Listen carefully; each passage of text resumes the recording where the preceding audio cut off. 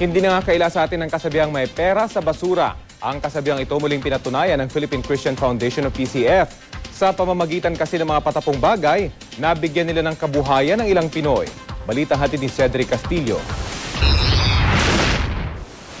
Ang dating bundok ng basura malapit sa boundary ng Navotas at Maynila, ngayon isa ng matabang lupang tinutubuan ng damo at puno. Pero ang alaala ng Smoky Mountain, tila hindi pa rin natatabunan kung sisilayan ang pamumuhay ng mga nakatira sa pangpang ng Manila Bay. Basura ang araw-araw na natatanaw ng mga katulad ni Jocelyn. Pero ngayon, sa basura niya nakukuha ang pantawid gutom ng kanyang pamilya. Isa si Jocelyn sa livelihood workers ng Philippine Christian Foundation o PCF. At dito, unti-unti raw na bago ang kanilang buhay. Parang nanganga pa po kasi yung asawa ko nag-a-unlan shape. Nangunguha ng mga kalakal. Hindi rin naman laging meron. Ako po, nasa bahay lang, walang kita, walang ginagawa. Tapos nung sumila pong pumasok ako dito, yun, kahit pa paano po, malaking tulong po na may kinikita po ako dito. Dekada 90 nang may tatag ang PCF sa pangunguna ng British national na si Jane Walker. Halos madurog daw noon ang puso ni Jane nang makita ang pamumuhay sa bahaging ito ng Maynila. Ang nakitang solusyon, kabuhayan sa basura.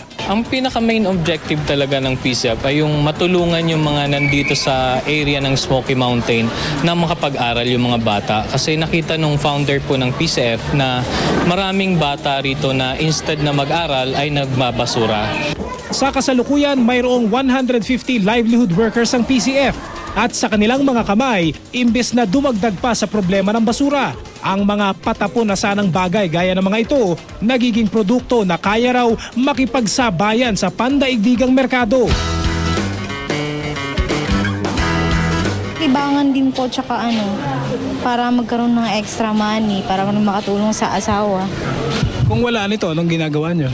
Siguro na nasa bahay, nakikipagchismisan. Dati wala kaming alam, ngayon marami na kaming alam. Kumikita pa? Siyempre. Binabayaran namin sila base sa mga natatapos nilang gawa sa bawat araw. Sa ngayon, halos lumalagpas sila dun sa minimum wage na pang-araw-araw. Pero bukod sa nalalaman na ang bulsa ng mga livelihood worker, ang maghapong pagkukutingting ni Jocelyn at ng kanyang mga kasama ang siya ring susi sa kinabukasan ng kanilang mga anak. 80% kasi ng kita ng foundation napupunta sa pagpapaaral ng halos 800 elementary pupils dito sa 4-story building ng PFC na pinapatakbo gamit ang pera mula sa basura. Patunay raw na santambak man ang pagsubok na ating kinakaharap basta't hahanapan ng paraan. Nasa kamay natin ang pag-unlad. Mas maliwanag na yung kinabukasan ng mga anak ko kasi may nagsusuporta sa kanila sa pag-aaral nila. Laking challenge sa atin as Pinoy na tinutulungan niya. Mas malaki pong privilege din natin na kapwa Pilipino, kung kapwa din Pilipino tutulong, mas malaking impact sa atin. Cedric Castillo, GMA News.